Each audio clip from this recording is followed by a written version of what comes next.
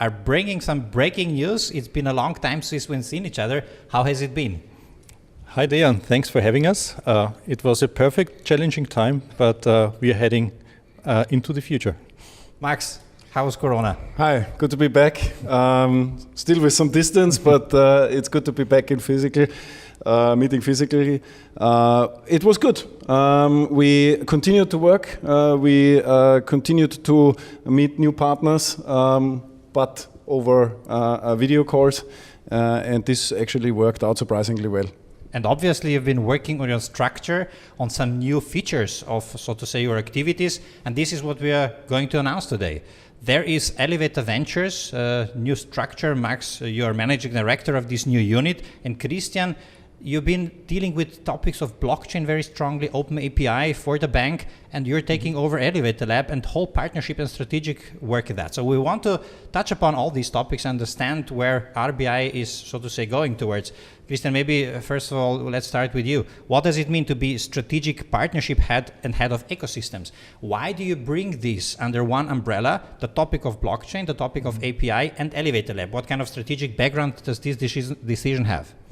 Well, you just mentioned it. I've been up until now working specifically on the topics of open API and blockchain.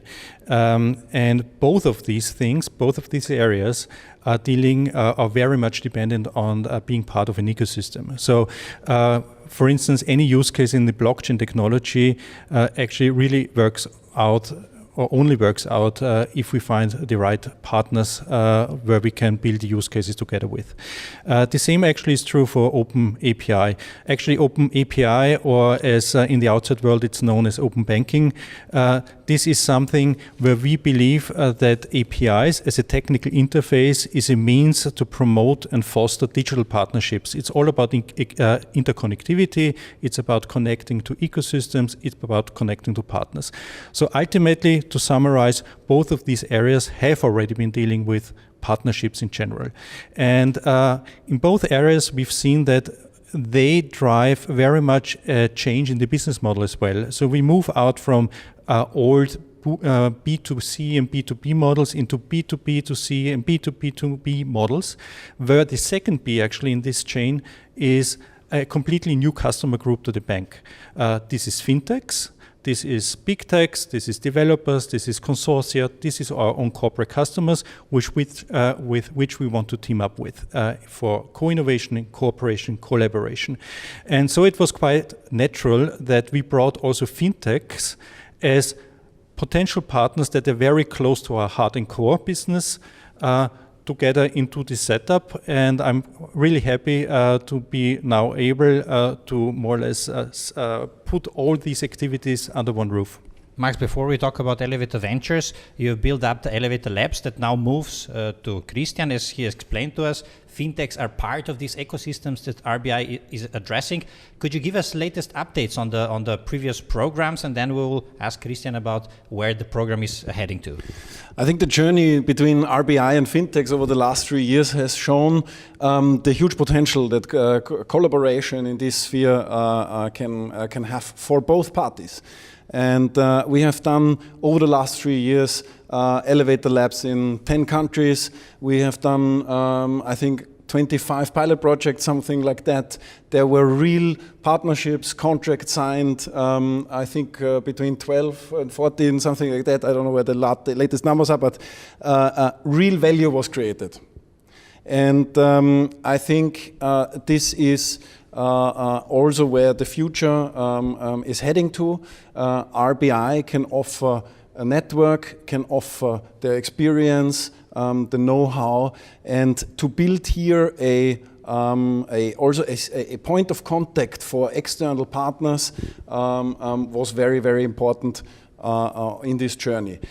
As Christian said, things are moving, the whole bank is developing in this direction, infrastructure is developing, our thinking of business models of the future, technology like blockchain, APIs, and I think it's a very, very important and very good move that the fintech topics are not anymore seen as these separate piece of partnership, but really involved and included into a broader strategy of partnerships, where not only, or where we have seen that partnering with fintechs involves tech infrastructure like blockchain, like open APIs, involves also partners that are beyond banking, cross-industry, other corporates, as Christian just said. And I think this is the right move now to include Elevator Lab into this broader picture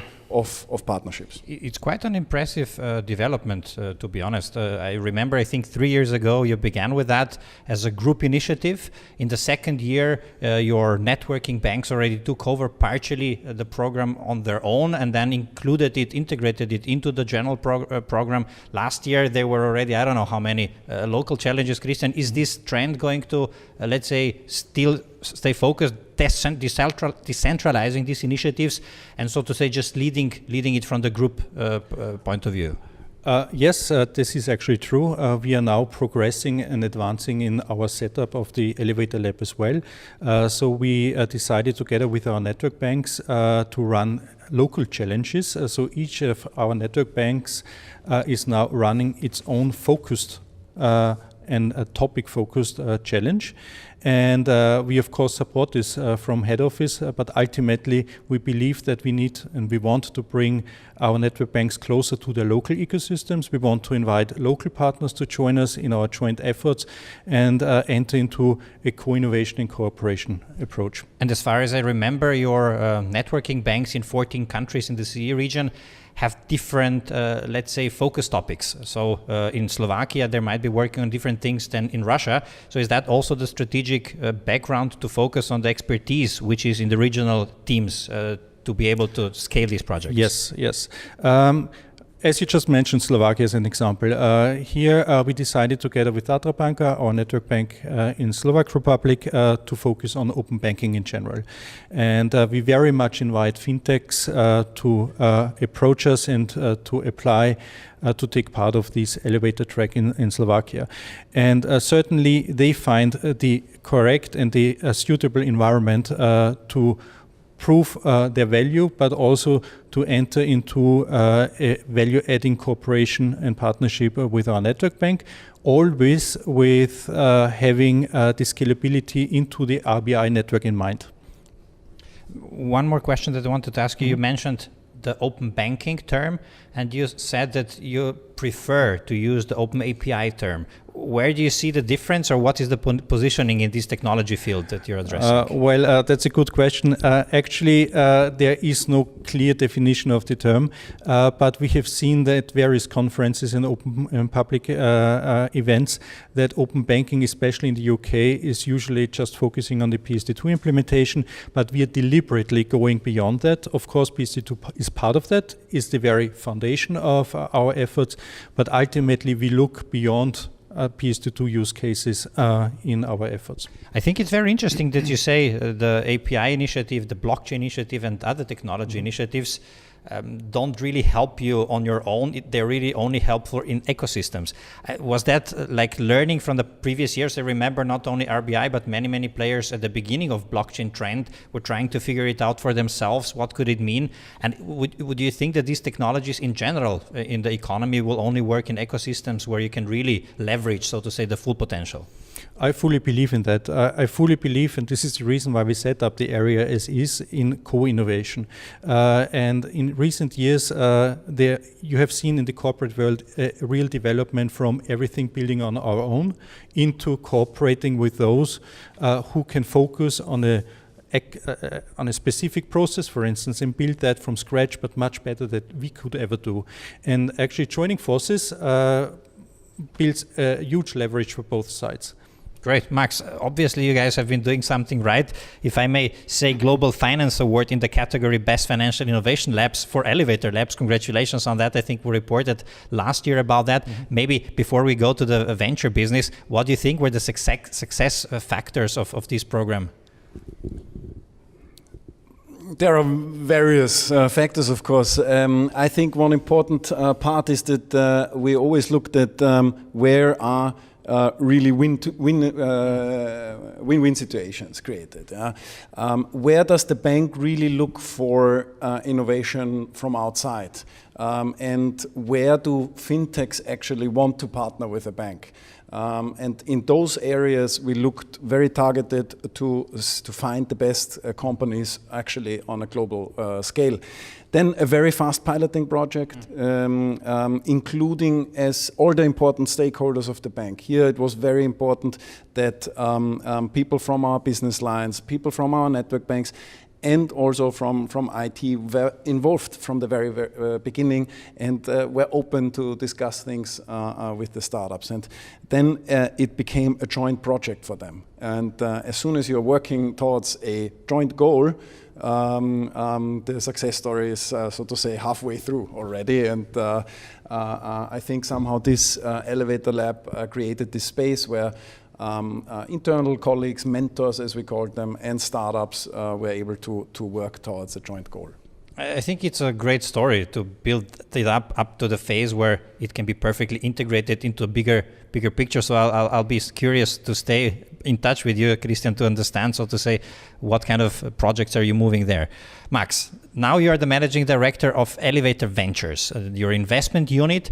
So let us first know, why did you, so to say, separate this unit from the business that was integrated before? And what is your investment strategy? Are you investing in Elevator Lab startups or beyond that? Yes, so the Elevator Ventures, as you know, we have been doing already since a couple of months and even years.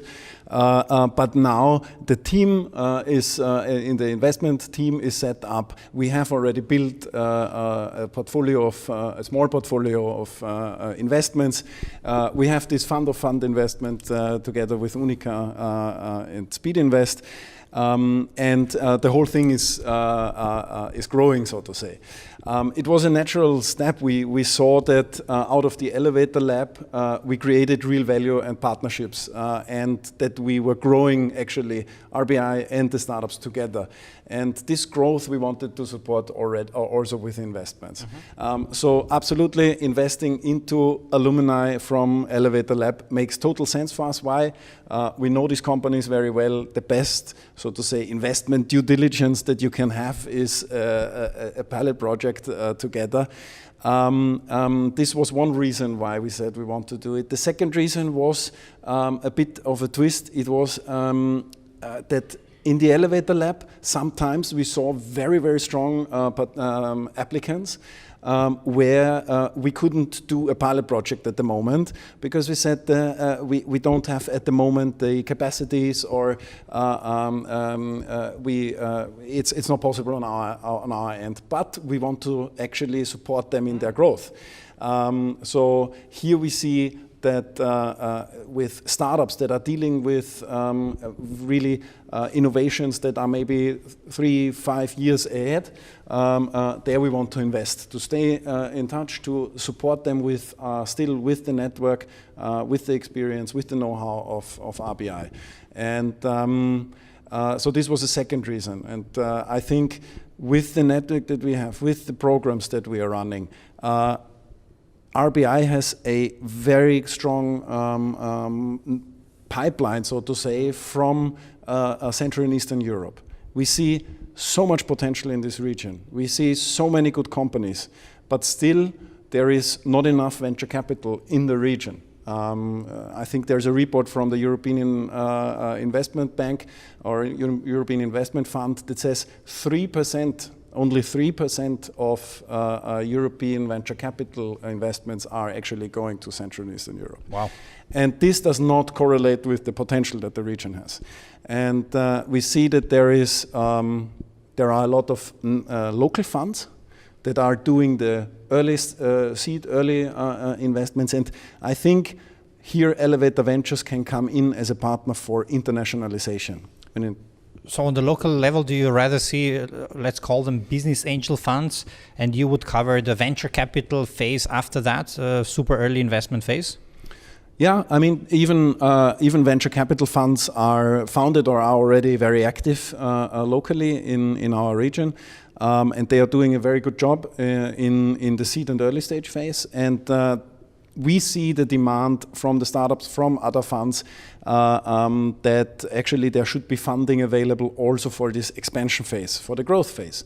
And here, I think the combination with RBI's network and the venture capital investments of Elevator Ventures makes a lot of sense and can really add value to the companies that were founded in one of our countries. A few times you mentioned or you used the term, we want to support their growth. So how you didn't say we want to return on investment, it could also be a terminology to say. Why do you say we want to support your growth? Or let me rephrase that, how do you see your role as an investor in startups? Do you provide money, or does your activity go far beyond that? Yeah, I think that's an important point, and I think this is where maybe corporate venture capital can be a bit different to a VC. Of course, we are a separate entity. Elevator Ventures is acting similar to a venture capital fund. But we have the mothership, so to say, Raiffeisen Bank International, in the back and supporting us. And I think these assets that are available, be it simply the network, be it access to other countries, be it resources for co-development, etc., those make, I think, the real term smart money to work. And this is what we want to provide. And Christian, probably also there's going to be a very intensive, so to say, work between Max and yourself. Investments that maybe don't make it to Elevator Lab might still be, so to say, good to have on your so to say, list to maybe look into the future further. So how do you see in the future the cooperation with Max and the Elevator Lab or your unit beyond that? Actually, we don't. Even though it might be legally separated, we don't see each other topic-wise separated at all.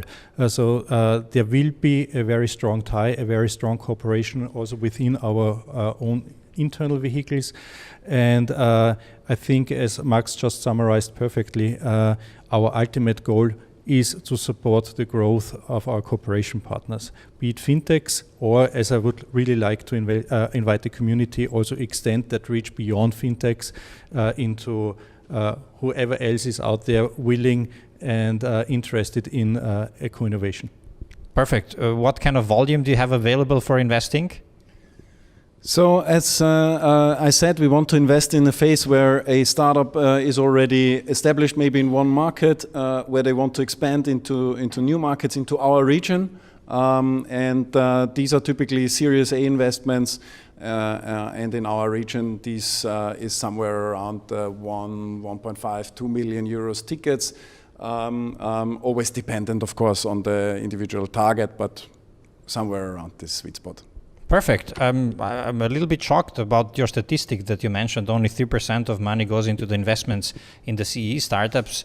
Is that the reason for you guys to publish the CEE Fintech Atlas to make more publicity and awareness for the fintechs in this space? The event will be a digital event when you're going to present the Atlas on the 2nd of July. Tune in. We're going to link, so to say, the event link. Could you just give us, so to say, a preview, sneak preview about the event and the outcome of the Fintech Atlas, CEE Fintech Atlas? Yes, if I want to connect to what Max just said, our ultimate goal is the data that we collected for ourselves in the cooperation with the fintech is so wealthy. It gives so many insights into the ecosystems in our core markets and we are not reluctant to share that data to make these things that are happening there, these exciting things that are happening there visible. And for that reason we published, or we will publish on July 2nd with a big live event, our newest edition of the Fintech Atlas that's available for download from then. And it will give you not just data, it will also give you very detailed and personal insights from various stakeholders within these countries. So we have invited interviewees from national banks, from local national banks, from our cooperation partners, from our stakeholders within the banks that share insights on these ecosystems, share insights on where they believe these systems will develop into. Perfect. Max and Christian, thank you so much. Strong development, and I wish you all the best for the further, so to say, investment cases and for the further partnerships. I think it's really immense strategic improvement, strong track record that you're so to say providing to all of us, and a good example of how to do this innovation. Thank you very much, and thank you all for watching us. Thanks for having us. Thank you. Ciao.